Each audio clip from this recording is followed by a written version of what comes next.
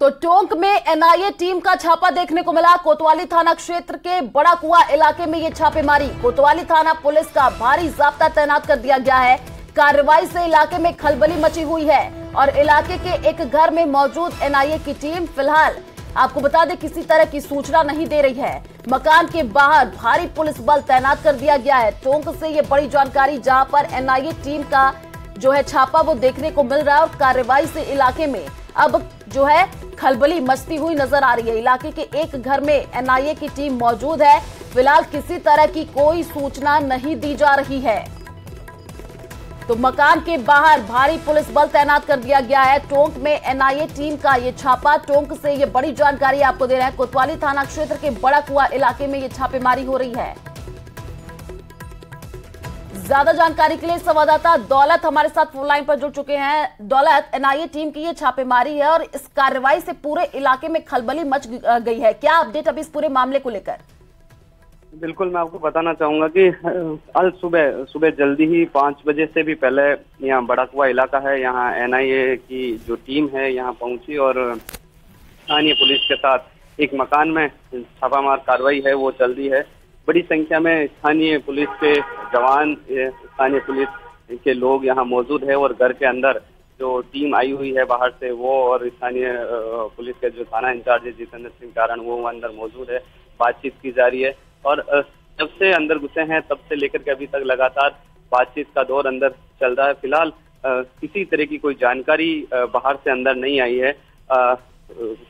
ये जानकारी है कि एनआईए की टीम है, उसको कोई संदिग्ध गतिविधियों को लेकर इनपुट मिले थे, उसके बाद में यहाँ आई है और अब ये देखने वाली बात है कि कब बाहर आती है स्थानीय पुलिस। हालांकि कोई भी कुछ भी बताने के लिए तैयार नहीं है, जानकारी भी स्थानीय पुलिस की ओर से नहीं दी जा रही है, लेकिन जो कार्रवाई है वो अभी बड़ा कुआ इलाके में हो रही है। बड़ी संख्या में पुलिस की गाड़ियां बाहर मौजूद है, बड़ी संख्या में पुलिस के जवान है वो मौजूद है और अंदर कार्रवाई की जा रही है।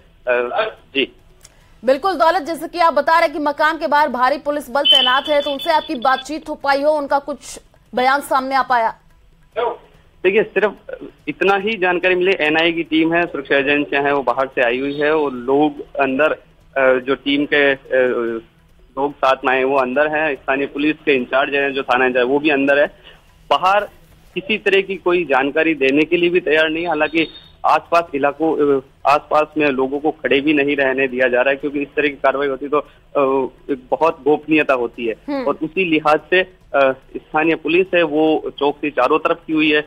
मकान को चारों तरफ से घेरा हुआ है, पुलिस के जवान हैं वो चारों तरफ खड़े हैं। आसपास लोगों को भी खड़ा नहीं रहने दिया जा रहा। हालांकि जो आसपास मकान है, नियमित जो काम करने वाले बच्चों को स्कूल जाने से लेकर के तमाम जो प्रक्रिया है वो ऐसा नियमित चल रही है, लेकिन जिस मकान पे छापा मारा गया उसको चारों तरफ से घेरा हुआ है और अंदर जो है वो एनआईए टीम के जो सदस्य हैं वो प्लस स्थानीय पुलिस के जो लोग हैं। बिल्कुल दौलत, देखिए अभी किसी प्रकार की कोई सूचना निकल करके नहीं आई है। आप नजर बना करके रखिए, आगे आपसे अपडेट लेंगे। फिलहाल शुक्रिया तमाम जानकारी साझा करने के लिए।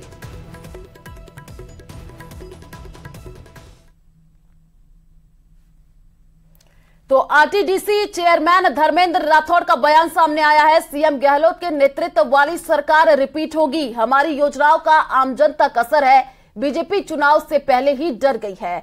तो राजस्थान में कांग्रेस प्रत्याशियों का जल्द ऐलान होगा, ये उनकी तरफ से कहा गया है।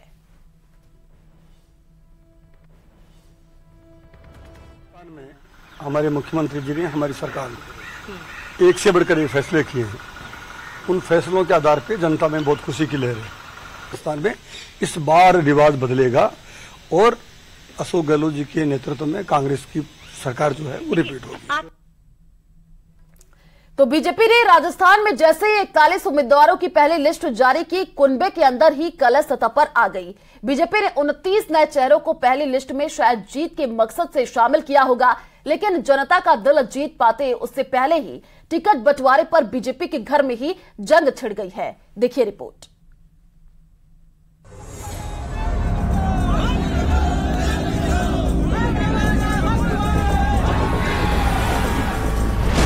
टिकट के लिए बीजेपी में कोहरा, बाहरी प्रत्याशी को नहीं चाहते हैं। हमारे जो यहाँ के प्रत्याशी है, जिनका सर्वे करवाया, जो 5 साल हमारी सेवा की, उन्हीं को हम चाहते हैं।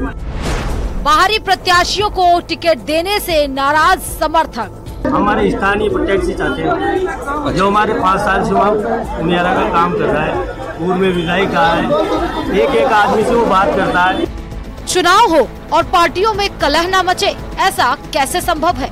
एकजुटता का दावा करने वाली भारतीय जनता पार्टी भी इसी दौर से गुजर रही है। सोमवार को 41 उम्मीदवारों की पहली लिस्ट जारी की गई, जिसमें 29 नए चेहरे को मौका दिया गया। फिर क्या था? किशनगढ़ और देवली समेत कई इलाकों में दावेदारों के समर्थक सड़कों पर आ गए, अपनी पसंद के नेता के लिए टिकट की मांग करने लगे, बाहरी नेताओं को भगाओ के नारे लगाने लगे। बाहरी प्रत्याशी को नहीं चाहते हैं। हमारे जो यहाँ के प्रत्याशी है, जिनका सर्वे करवाया, जो 5 साल हमारी सेवा की, उन्हीं को हम चाहते हैं। जो पहले हमारे जो प्रत्याशी थे, 2-5 प्रत्याशी हमारे यहाँ कोशिश कर रहे हैं, 5 साल से लोगों की सेवा कर रहे हैं, उनको ही टिकट मिलना चाहिए।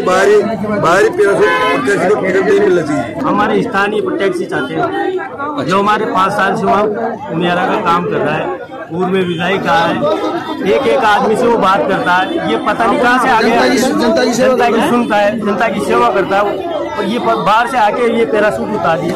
हम इसको नहीं।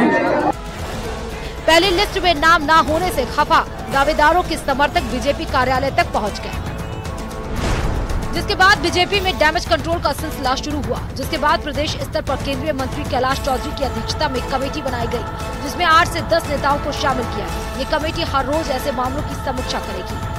डैमेज कंट्रोल की हमारी एक टीम बनी है, उसमें हमारे एक MOS है कैलाश चौधरी जी, उनकी अध्यक्षता में, और पार्टी के सीनियर लोग सब। जैसे मैं भी आज सुबह जब उठा था तो मुझे भी कुछ नाम दिए गए थे, तो मैं भी 8-10 लोगों से बात करके आया हूँ। हमारा 10 बजे रोज हम समीक्षा करते हैं, सुबह भी हम 9:30 बजे समीक्षा करते हैं। तो उसके तहत जो भी हमें डैमेज कंट्रोल करना है, निश्चित रूप से हम करेंगे।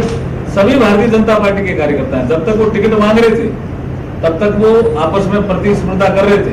अब जिसको एक को टिकट मिल रही, सब मिल करके जिसको टिकट मिली है उसको जिताने का काम करेंगे। राजनीति में समर्थन और विरोध आमतौर पर साथ साथ चलता है। बीजेपी के प्रत्याशियों की पहली लिस्ट जारी होने के बाद भी ऐसा ही दिख रहा है। नाराज समर्थक पार्टी के खिलाफ बगावत का ऐलान कर रहे हैं। अब देखना ये है कि जिला स्तर पर विरोध थामने के लिए बनाई गई कमेटी कार्यकर्ताओं को एकजुट करने में कामयाब होती है या फिर नहीं। न्यूज़ 18 राजस्थान के लिए सौरभ गृहस्थी की रिपोर्ट। तो नागौर में एक प्रोबेशनर IPS को कांग्रेस नेता और वीर तेजाजी कल्याण बोर्ड के अध्यक्ष रिचपाल मिर्धा के स्वागत के लिए बज रहे डीजे जब्त करने की कार्रवाई करना भारी पड़ा। सरेआम उनसे डीजे वापस छुड़ा लिया गया और फिर इसे डीजे बजाया गया। इस तरह से नागौर पुलिस आचार संहिता की पालना कराने में विफल हो गई। दरअसल वीर तेजाजी कल्याण बोर्ड के अध्यक्ष बनने पर रिचपाल मिर्धा के स्वागत का कार्यक्रम नागौर के कांग्रेस कार्यालय में रखा गया। हैरान करने वाली बात यह रही कि डीजे को छेड़ने के बाद एक डीजे को फिर से बजाया गया और डिगाना विधायक विजयपाल मिर्धा अपने समर्थकों के साथ जमकर नाचे।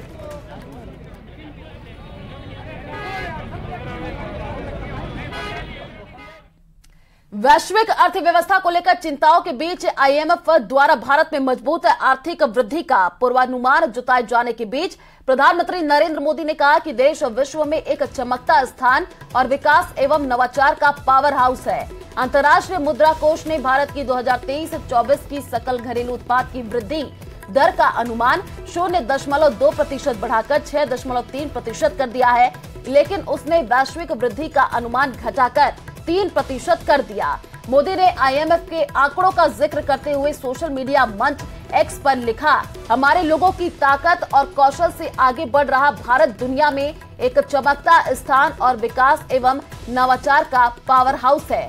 हम समृद्ध भारत की दिशा में अपनी यात्रा को मजबूत करना जारी रखेंगे और सुधारों के अपने पथ को और आगे बढ़ाएंगे।